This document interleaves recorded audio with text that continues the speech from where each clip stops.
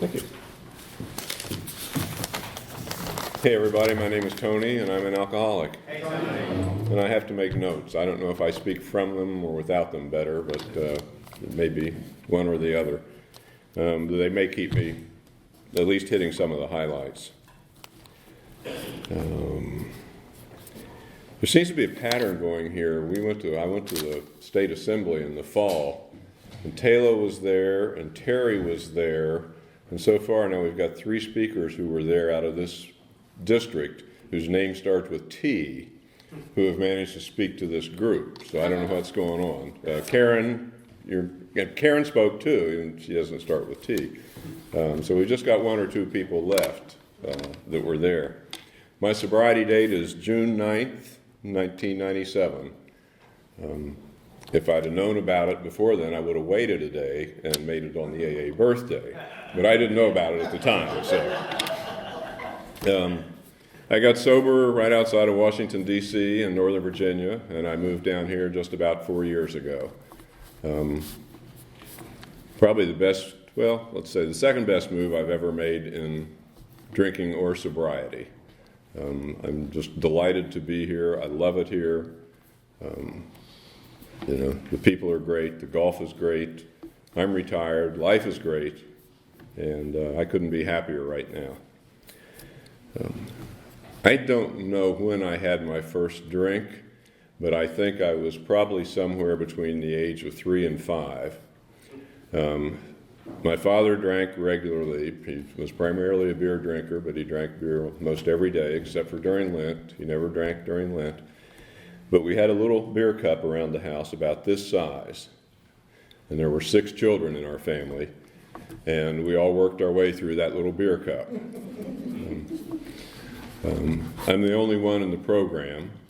There are probably a couple other candidates, but so far they've managed to stay out of the program and out of jail generally, and so I guess they're doing okay. But I can remember that little mug got passed around the house when we were very young, and I think I always liked beer, even from when I was that little, which is probably why I wanted it. Like I say, there were 6 children in our family. I was second oldest. I was the oldest son, and there were 4 more boys after me. I have an older sister. She was in charge then. She's in charge now, and she will always be in charge. If you ever want to know what's going on or what we're going to do, call Diane. She knows, and she will tell us, and tells us where to go and when to be there. It works out real well because the rest of us have mostly come to recognize that fact, and we just go along with it.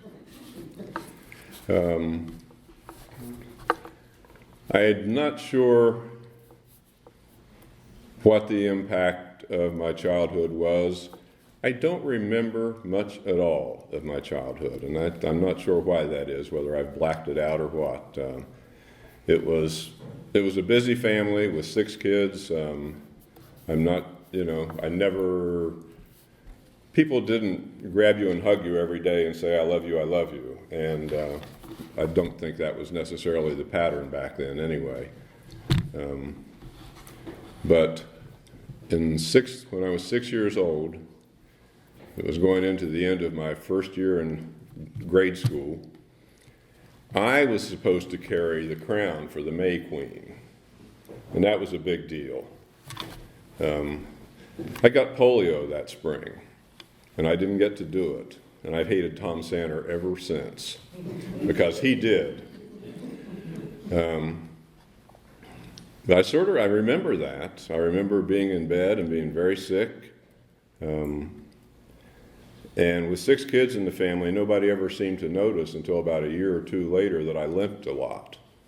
And that's when they found out, oh, no wonder he limps a lot. If you had a leg an inch shorter than the other, you'd probably limp a lot too.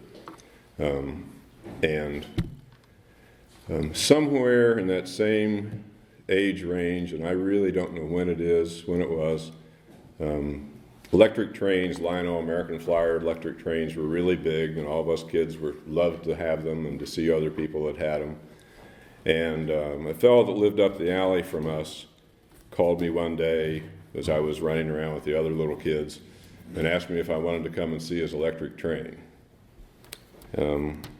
He didn't have an electric train, but that was my first and only experience with sexual abuse. I went the other direction the rest of my life watching people like that because I could see them and I could tell where they were. I could pick them out. I knew when something was going wrong, and sometimes I got a lot further into where I wanted to be before I figured out that something was going terribly wrong, and I did head off in the other direction. I don't know what impact that had on me, but I do know, and one of the reasons I mention it was because I was at a home group that I had up in Northern Virginia. Several friends that I knew even before I came into the program would share our sexual abuse in meetings. And I was shocked, just amazed at the number of people out of this group that at one time or another had been sexually abused in their lives.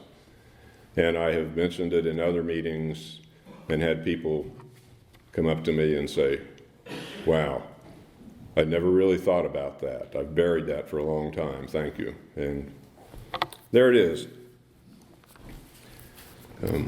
I started drinking probably regularly or to some degree in high school. It was a small town, it was a big city in West Virginia, but it's a small town for the rest of the world. And we had a group that we ran around with, and a couple of the people were older than us. They were out of high school, were seniors in high school, and so they could buy beer. You could buy beer when you were 18 back then. And so we had beer every weekend. The summer before my senior year, I got a job working in a store downtown, and my family went on vacation for 2 weeks, and I stayed home. And boy, was I panicked at the end of those 2 weeks trying to gather up all the beer that I needed to put back in the house, because I drank everything that was in the house in those 2 weeks and a lot more.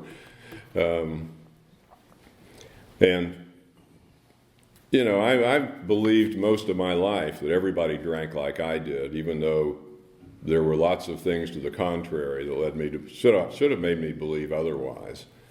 But I've been accused of having a great case of denial, and it was true. I could deny my alcoholism, and I did right up to the very last minute before I came into this program. In fact, I was probably in for 6 months or so before I finally realized. I knew I had quit drinking, but I'm not sure that I realized I was an alcoholic. I was in AA, and I admitted it, but it took me a while to figure it out. We went out on weekends with these other friends. We'd go places and drink. We'd throw up. We'd drink some more. It just seemed normal. Who threw up this weekend? Oh, Tony, Dick, Mike, Bill. It was, we just thought it was something that happened, when you drank like we did. And I guess, we just thought drinking like we did was normal because it was a lot of fun. I graduated from high school and moved on to college. And for some reason, I heard stories, well, boy, those guys that were really sheltered in high school, when they got to college, they really broke out and went crazy. And I knew that I wasn't like that, so that was okay. But about halfway through my first semester, when the first round of grades came out, we wondered about this one guy, and he was crazy every weekend. This guy, I don't know where he is now, but he was seriously crazy. Except he had a B+ average, and I had a D- average. And at some point in time, I remember either me or someone that I was talking to saying out loud, well, I think the difference is that Jim only drinks on weekends. And we drink every day. We just only get drunk on weekends. But that didn't seem to make a lot of difference. They asked me to leave the College of Engineering after my freshman semester. And after my second semester, they asked me to leave the business school. I was in West Virginia University in Morgantown, West Virginia, and a lot of it's up on the hill, and it goes down to the river. Well, the School of Phys Ed was right down by the river. And it's where they catch the people that are failing out of the other schools just before they fall into the river and drown. And they snagged me. But the first thing they did was they made me go take a course in how to study and how to plan and things like that. And, by the time I graduated, I almost knew what I was doing. But I had majored in so many things and done so many other things. Finally, I got to the point and said, okay, now I've got to figure out what I can put all these things together in and get a degree by the next year or year and a half. And it turned out to be secondary education. Fortunately for all the children of Wood County, West Virginia, and lots of other places, I only taught school for 1 year.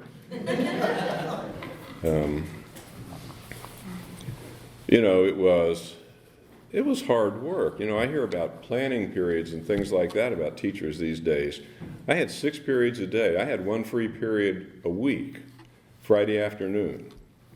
And the rest of the 4 days a week, I had 6 periods, and the other day I had 5.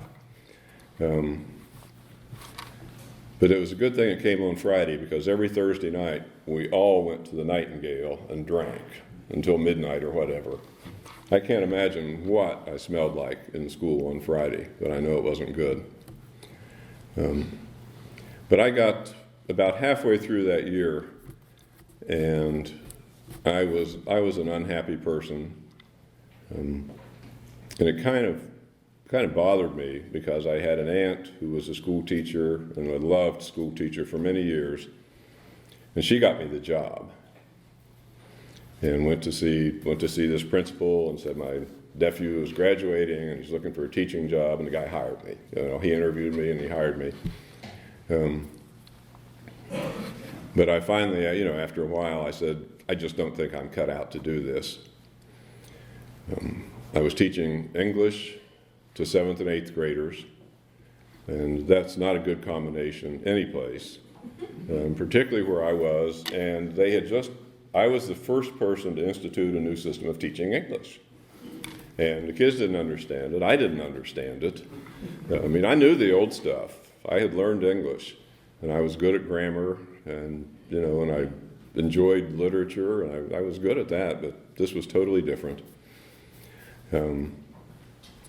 So rather than put myself through that misery, we had a big snow one time in the spring, and I spent 2 snow days at the local military recruiters' offices.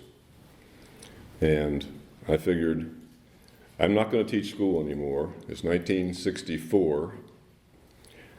As soon as I walk out this door and say I'm not teaching school anymore, they're going to draft me. So I beat him to the punch and joined the Air Force, and was able to get a commission in the Air Force because of my degree. And happily left town for the first time. I've been leaving that town a lot, and I don't go back very often, and I'm not sure why right now, because the people that are there that I know I love, and they're wonderful people. But come to it later, but after I got sober, I spent about 10 years with a therapist up in Northern Virginia. And we kind of got to the point that, this town had 2 very distinct sides to it, and probably more than that. But I was not on the good side, and I didn't come from the good side, and I didn't play on the good side. That was probably a lot of my own doing. But I wasn't happy there, and I didn't need to be there. And there were people involved in that story, girls and things like that, and girls' parents and stuff, and it just never worked out real well. And I was happy to leave. So I joined the Air Force, had fun. I couldn't put a bicycle back together very well. So the military, being what it was, made me an aircraft maintenance officer.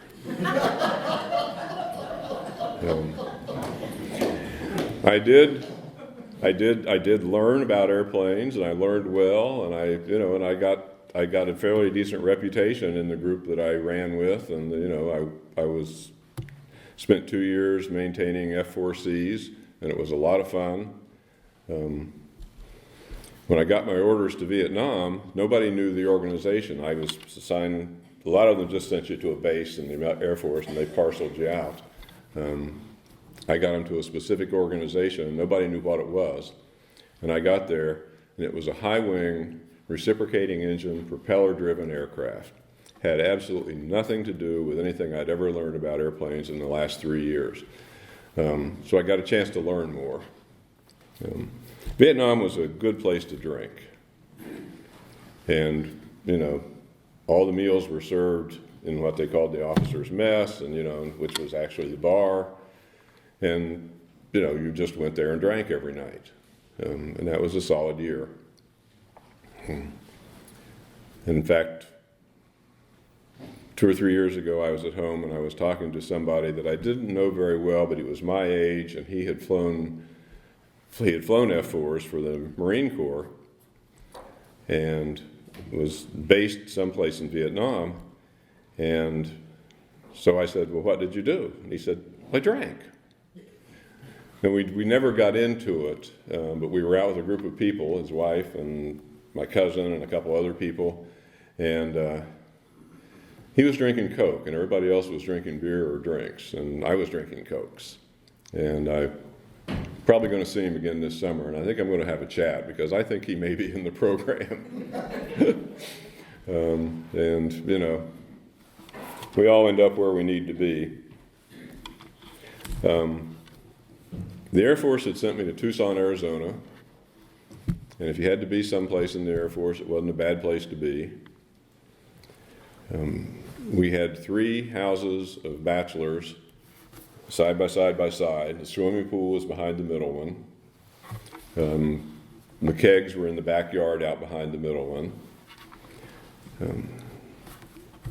One of the great tricks was to go up on the roof, because these houses are all one story, and you could get up on the roof in the front, and then just get up on the roof in the front and go running up over the roof and down the other side. And if you jumped far enough, you could reach the swimming pool. I always I always made it into the swimming pool from the roof. I remember one person didn't one time. That wasn't very pretty. When I got back from Vietnam, just a sidelight, but I think it probably was part of my story back then. I got engaged before I went to Vietnam, and flew out to San Francisco on my way and met the family, and that was probably a mistake. Met my fiance in Hawaii for a week's R&R. Got back into the United States on August 3rd, and was supposed to get married on August 10th, and on about August 6th, she broke the news to me that we were not going to get married. And my family had just driven out from West Virginia for this event. I'm not sure what I did for the next 6 months or so except drink, but I did a lot of that. 2 of my roommates, the guys I knew down in Tucson, had driven up for the wedding, and from there they were going to go on a road trip. And I called one of them, was able to get a hold of one of them, and I said, what are you going to do? And they said, well, we're going all the way up the West Coast, and we're going to cut across, come down through Yellowstone, and come down to Denver, and then Jerry's flying back to Tucson, and I'm driving from home to Pennsylvania. And I said, well, why don't you pick me up down at the motel, and we'll run over by Sears, and I'll pick up a sleeping bag and whatever else I need, and we'll all go with you. So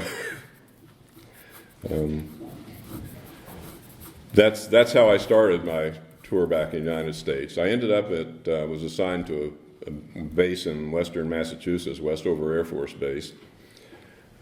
Wonderful place. Except, when the electrical lines are this big and the ice around them is this big, that's that big. And it's cold, and it is windy, it's nasty. And it was a B-52 wing, and all the B-52s had just gone to Guam. I saw the last couple of them off. And so I was in charge of this flight line squadron, and we took care of all the planes that were there. And I knew who all was in the wing that I belonged to, and I started looking around, and I figured out that I was about 10th down the totem pole of maintenance captains. And they were getting ready to come back, and I knew what the jobs were on the flight line. And I knew what the bottom job was, too, which was mine. And that was going to be, I was the bread truck driver on the midnight shift on the flight line when it was 30 below zero, 20 below zero. It didn't matter what the wind was doing, how bad it was snowing or anything. That was going to be my job. And then an announcement came out of Washington that said, any young officers who have at least 4 years in the Air Force and want to get out can. And that was a very good move on my part, because I was gone from there in about 3 weeks, heading south. And I ended up back in Tucson, Arizona, because I had decided to go to graduate school. I'm not sure why. It just seemed like the thing to do. And went to Tucson. Excuse me.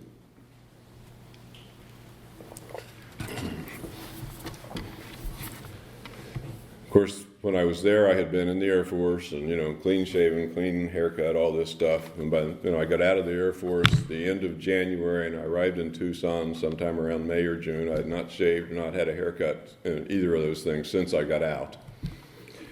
And I continued to live like that until the money ran out. And then I had to get a job, so I had to shave, I had to get a haircut, I had to start looking presentable. And I got a job. I got a halfway decent job, and I had some problems there that I don't know. I don't take authority real well. Never have. Unfortunately, I'm not working anymore, so I don't have to. At least when I'm out of the house.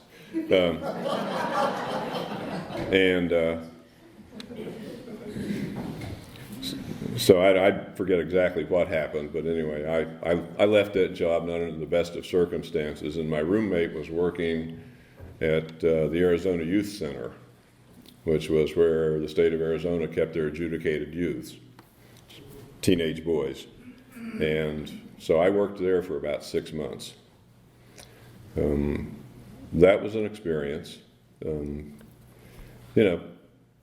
were great kids there. There were kids there that seemed good, even though they had killed somebody. There were other kids there who, it's just teenagers. These guys just got caught. Some of them were criminals, but most of them just got caught. One of my best experiences there was driving home one morning after my midnight shift, and I was aware we were pretty much on lockdown that night because several guys had broken out on the afternoon shift. They'd gotten away and taken off. And I was about 1.5 miles from Tucson when I looked up and saw these 3 kids running through a riverbed. And I said, oops, I know who they are. So that was before the days of cell phone. I had so I drove up to the nearest house, and they let me use their phone, and I called back out to the place, and they sent the sheriff and some other people around, and I went home. But I assumed that they got them back, because the next day when I got back, they were back in the place. From there, I went to work for the city of Tucson, and I was involved in the little theater. My roommates and I had been involved in a little theater in Tucson. One day my roommate came home and said, boy, there's this new girl in town, and she's singing and dancing at the little theater in this play, and she's really good looking. I'm thinking about asking her out. I said, way to go, Jerry. And Jerry was kind of slow to move. He didn't jump into things. And about a week and a half later, Jerry came back and said, you know, the girl I was telling you about, well, she's got a friend in town with her. Well, she's good looking too. And I said, that's great, Jerry. He said, I'm thinking about asking her out. And I said, well, tell you what, Jerry, do it today or give me the phone number and I'll call. Things were a little dry at the time. And we did, and we did ask them out. And, you know, it's one of those experiences that happens once, probably once. Anyway, when we left the house to go, Jerry said, okay, Tony, you know, they both know me, neither one knows you. I'm going for the blonde. I said, okay, works for me.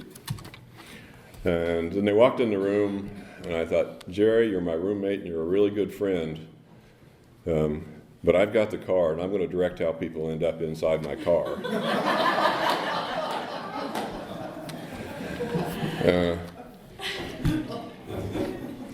We've sort of remained friends, but he lives in Phoenix, Arizona, so we're not close or anything like that. But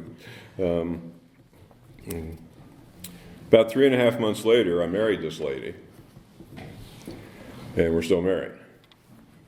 So, you know, it was one of those things. Now, the reason we're still married is you'll have to ask her that, because, you know, we alcoholics don't really deserve someone to stick with us through our fun and good times that we have and do.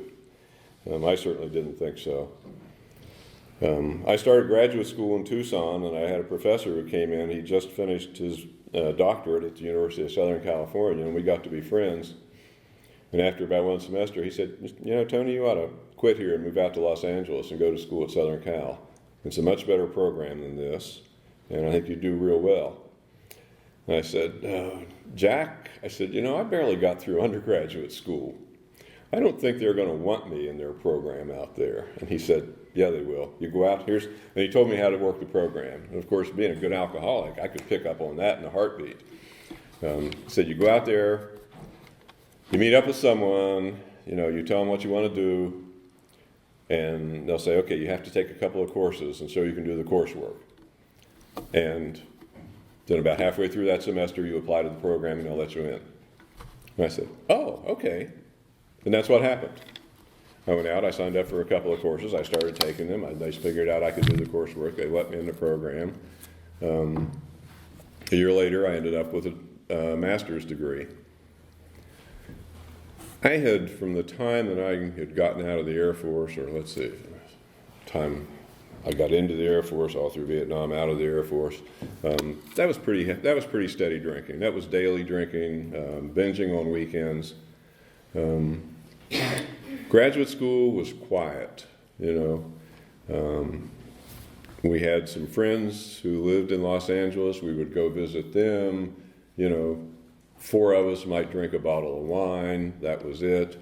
Then we had a little Italian restaurant near us where we'd go eat a pizza or something, get a bottle of wine. At the end of the meal, we'd put a cork in because half of it was left, and we could take it home.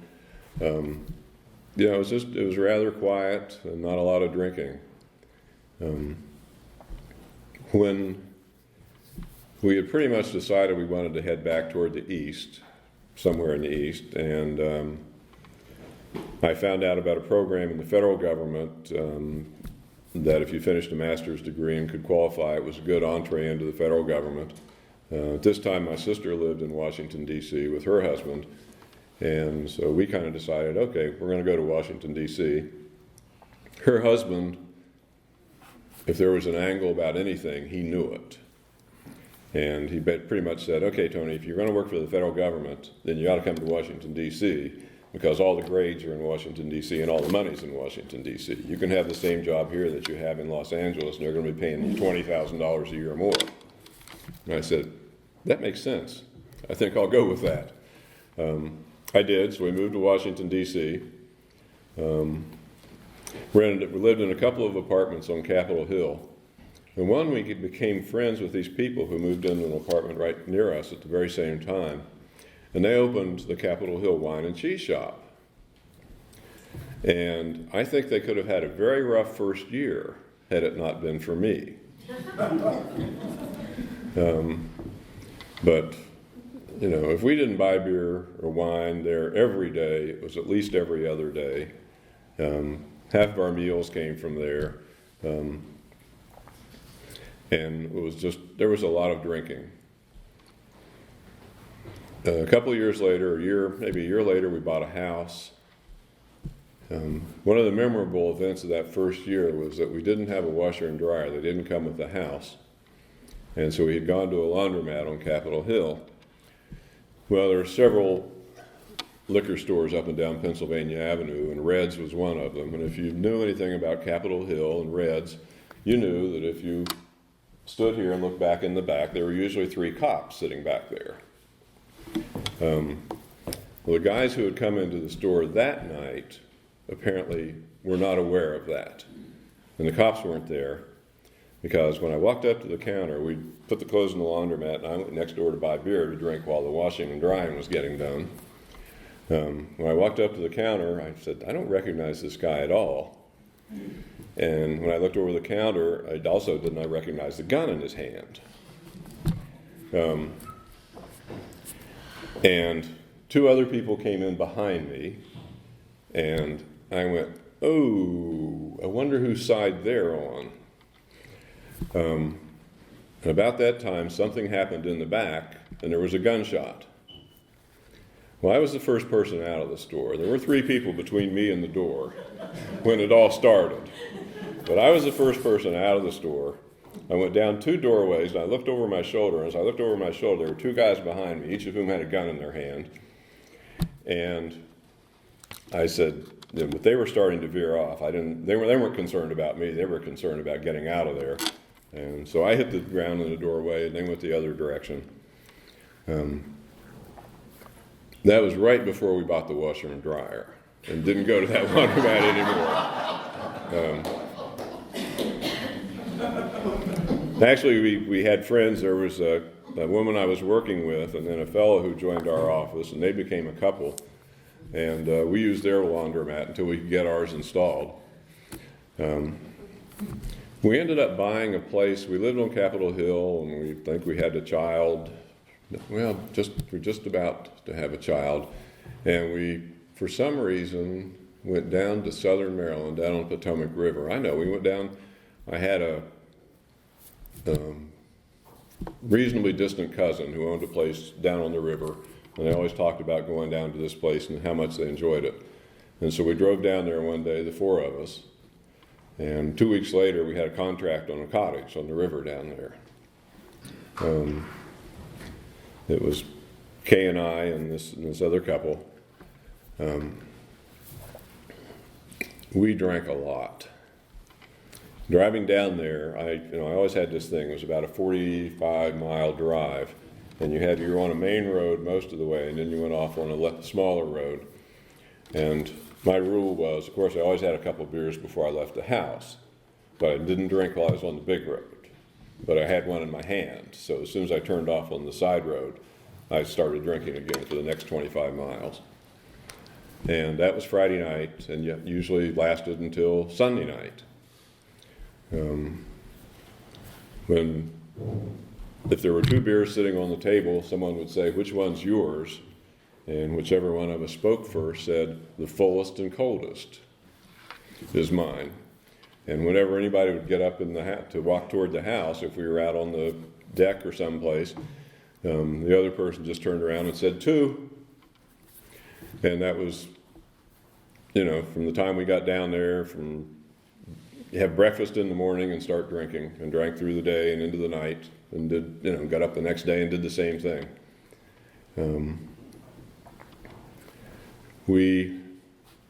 As time progressed, drinking progressed, and we were living out near the edge of Capitol Hill, and it was fairly close to RFK Stadium, if people know where that is. But the neighborhood had not been fully gentrified, to use the term that gets used. And a person in the neighborhood decided to become my wife's best friend.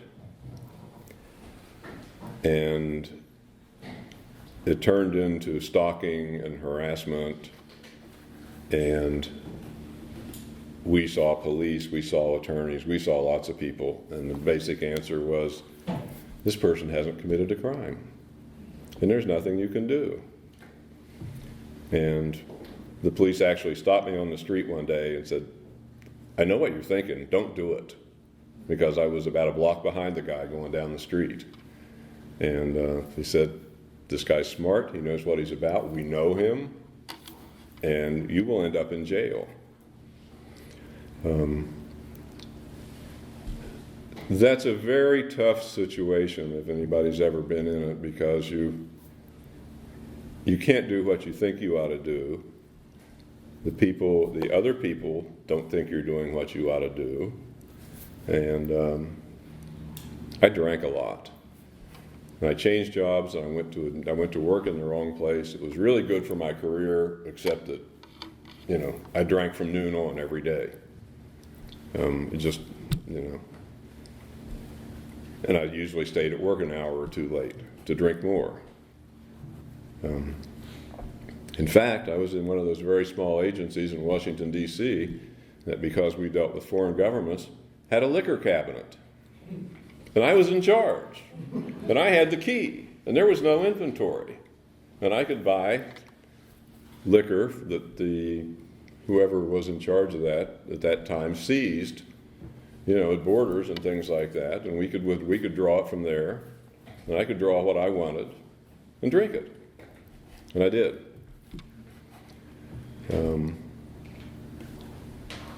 Fortunately, I got out of that. The situation with this gentleman got cleared up because someone in the district government,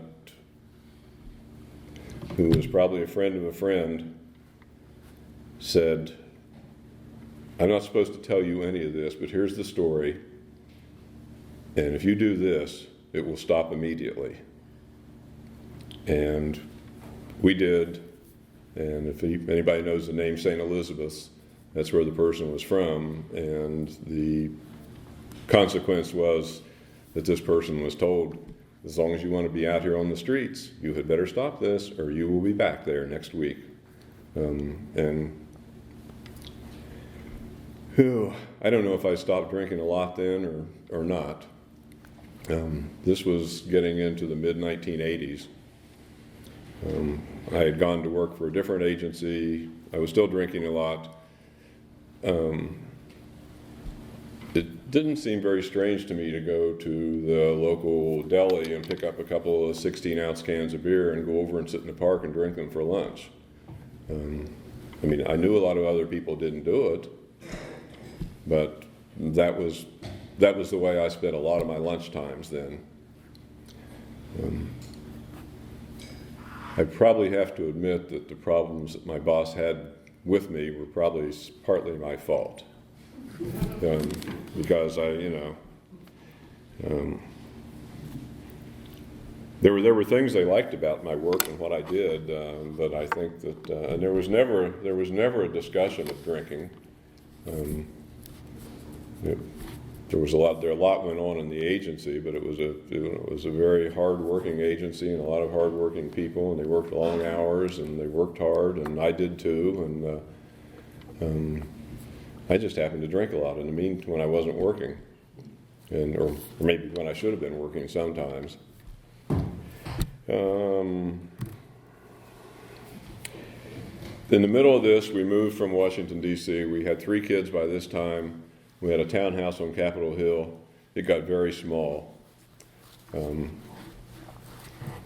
There were a couple of incidents. I came home from work one night. I was really unhappy with something that was going on. I did something I don't normally do, which was walk up the street and then not paying attention. And I didn't see the person coming up behind me until he flashed a gun beside me and said, just keep walking down the street. When I got into work the next day, the guy that worked for me looked at me and said, well, did he get your $3? This guy knew I never had any cash on me. And I said, no, I had a $5 bill, and he took that. Um, I think he probably took my watch. He was probably very disappointed. But he either had a gun in my back for 5 minutes or 3 days. I'm not sure which. It was probably more like 5 minutes. It seemed like 3 days. People walked by, saw what was going on, and kept walking. They weren't nearly as dumb as I was. I'm going on down the street. When he finally said, "Okay, you stay right where you are, don't turn around, I'm leaving," count to 60 or something like that. He turned around and walked away. All of a sudden there's a car sitting, we're on the sidewalk, there's cars parked along here. Both car doors fly open in the car, and somebody yells, "Police, stop!" There's a cop that was right around the corner, and there's two of them been sitting in the car this whole time talking, saw what was going on, but weren't going to do anything until the guy left. Went after him. They never did catch the guy. That was one. And this was getting us toward moving away from where we lived. And then our son, who was the youngest, had a habit of getting sent to the emergency room at Children's Hospital on a fairly regular basis for one reason or another. And one night we took him to the emergency room. We had our two older daughters over to a friend's house. I dropped my wife and son off at the house. I went over to the people's house to pick up the daughters. When I came home, there were police all over the place. She had walked in the door, and the back door was open, lights were on, and she just picked up the phone and called the police. And they said, "Just stay on the phone with us, someone will be there." And, that was the real decision to move, and I went along with it. We moved out to Northern Virginia, nice quiet suburbs, nobody shot at you, things like that. It was nice. Probably my drinking subsided a lot. It was just, it was a couple of beers a night, drunk on weekends. If we'd get together with people, I made it through dinner, but I seldom made it through dessert. I was a blackout drinker from very early on, and I could just be sitting in a room full of people, and people would think, "Oh, look, Tony's just kind of nodded off a little bit over there." Yeah, well, Tony nodded off over there a little bit, a lot. When I told my mother that I had joined Alcoholics Anonymous and thought that I had a drinking problem, she said, "You just kind of drink like your dad did." He was a quiet drinker. I was a very quiet drinker. I didn't fight. I didn't scream, yell. I just kind of drank and shut my eyes and went to sleep. Passed out, blacked out, didn't remember a thing. That reminds me of one memorable blackout from back in college. At West Virginia University, the Mountaineers, every football season they had something they called Mountaineer Weekend. And some people would dress up in coonskin's hats and buckskins and things like that. But I'm not sure where they came from, but there were a lot of Crocs, and they had the thing you could drink out of them like this. I had a friend, and he was well known for buying a lot of booze and drinking very little. And of course, he was my friend, because he would show up with a fifth of something or other, and he would drink that much of it.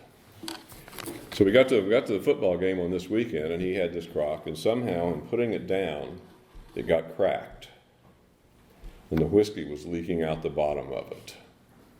Well, that's really awful, because that good whiskey was going to go right down there on those seats and in that stadium.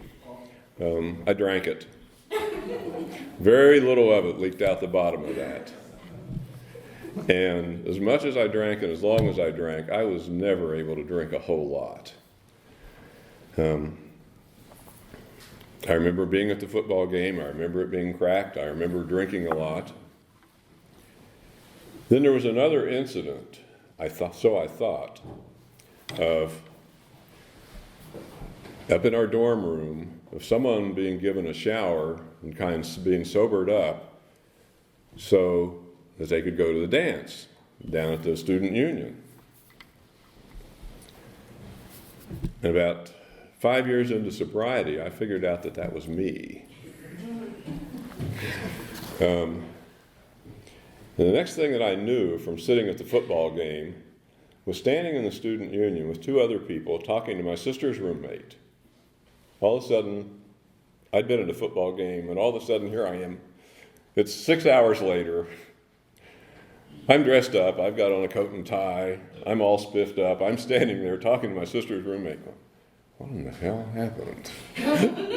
How did I get here? What happened in between? Anyway, I was someplace else before I have to get back onto that one. Yeah, well, when I moved to Northern Virginia, it was a lot of maintenance drinking during the week, trying to figure out to a large degree how much can I drink tonight and not really feel like crap in the morning because I do have to go to work, and it's a long way into work. And that's sort of the way it went. Get drunk on weekends. If we'd go to somebody's house or someplace, if I'd go to my sister's house, but before the night was over, her husband and I were both in the back of our chairs like this with our heads back, sleeping, or passed out, whichever you want to call it.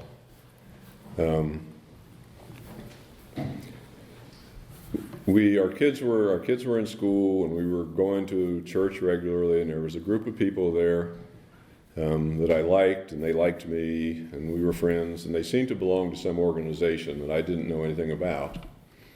And at one point in time, one of them said, "Would you like to join this organization?" And I knew that it was going to bring me closer into this group of guys, and I liked them. And I said, "Yeah, that's good." And they said, "Well, you have to go away for a 4-day or a 3-day weekend retreat," and sort of explained to me. And after that, there were weekly get-togethers. And I went away. I said, "Okay, that sounds like a good deal." And I went away to this weekend retreat one weekend, and it started on a Thursday night. And as it turns out, as I found out, it's a series of programmed talks that people give. There are points there that they're to bring out, and there's a focus for each talk, but it's totally up to them what they do. And, better make this quick, huh? Sorry. That always happens when I start talking. The fellow stood up at about the second thing of the weekend and told my life story. And I went, "Oh my God." He was in Alcoholics Anonymous. He had suffered significant sexual abuse as a child. He'd been drinking all the time after that, until someone steered him toward Alcoholics Anonymous. And at the end of that talk, there was always a break where you got to move around and go outside and break for an hour or so. I went out and I grabbed him by the arm and said, I need to talk to you. You just told my life story. What's going on? Tell me more." And he did. And at the end of that weekend, on the way home, I just said, "Surprise, surprise to everybody else in my life. Something's wrong with my life, and I've got to change it." I didn't know what it meant at the time, because I this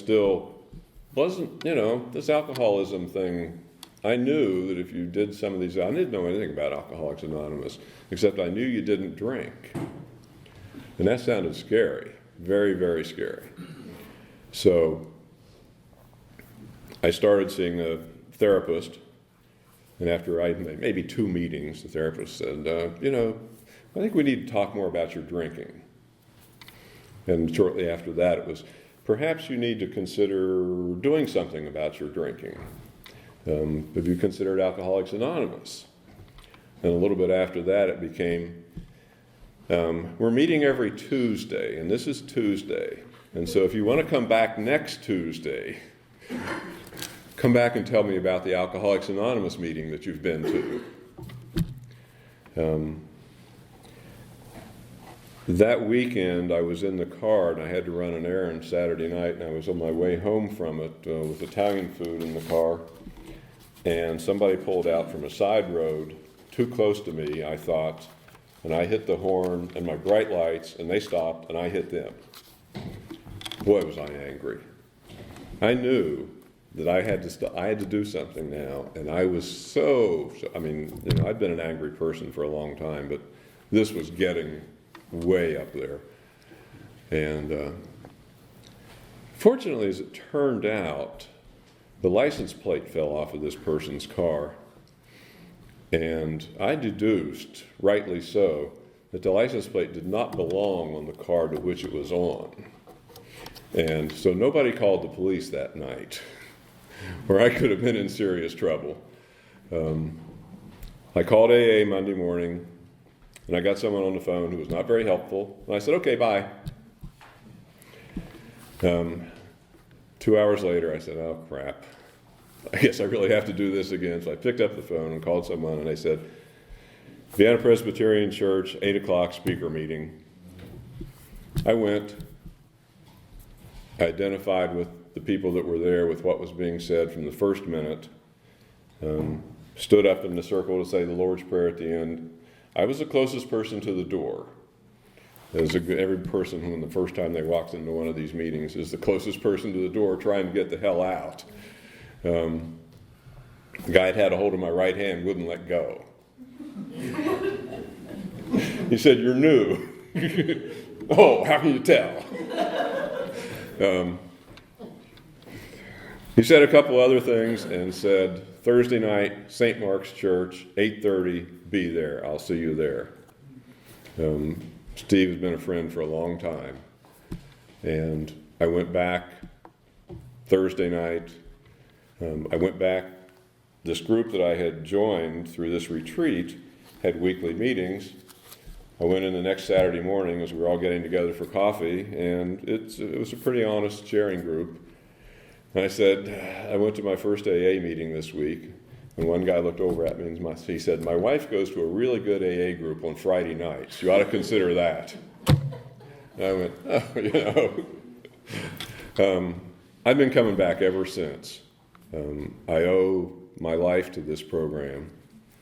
When we lived on Capitol Hill, I used to hang out in a very disreputable bar where the bartender knew me by my first name, which I thought that was really cool.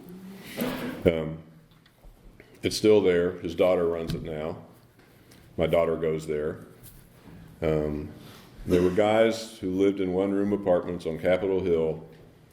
In this particularly rough time in our life, I saw my future there. I saw it there, and I knew, okay, by the time you reach 60, you're going to be living in one of these one-room apartments. You're going to be spending every night in the tune-in on Capitol Hill drinking with the rest of these guys. And you're going to be a bum. And that didn't happen. And, I thank God and I thank the program of Alcoholics Anonymous. I have the best life. I never dreamed that my life could be anything like this.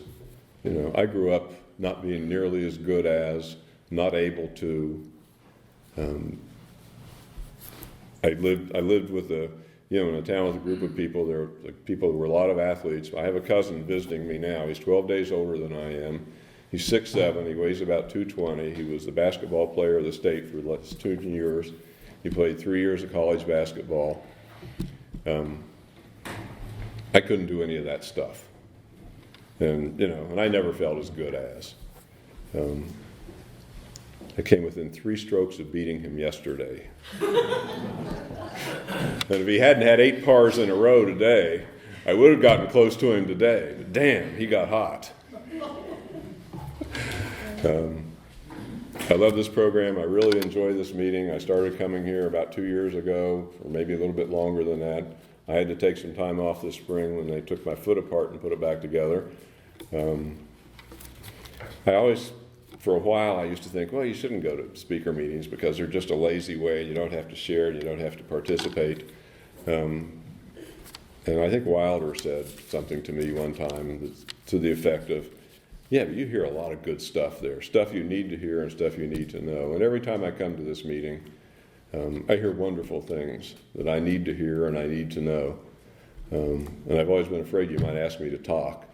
And I wasn't counting on Dana. But she did, and I did, and I'm sorry I've run over. Thank you.